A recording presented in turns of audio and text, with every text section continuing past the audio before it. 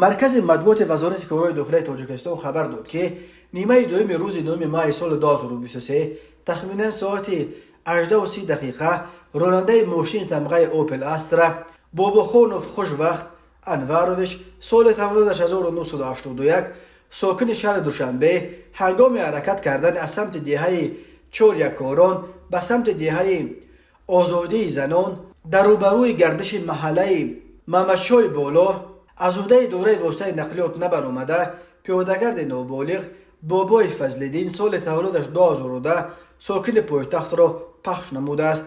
در نتیجه نورس جراحت وزن جسمانی برداشته در جای حادثه به هلاکت رسیده است.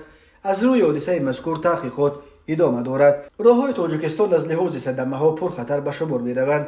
تنها در هفته گذشته بر اثر صدمه ها در راههای تاجیکستان بیش از 20 نفر جان باختند. بنا به آمار وزارت کارهای داخلی سال 2022 بر اثر 1096 صدمه در راههای جمهوری 416 نفر به هلاکت رسیده، 1197 تن دیگر مجروح شدند.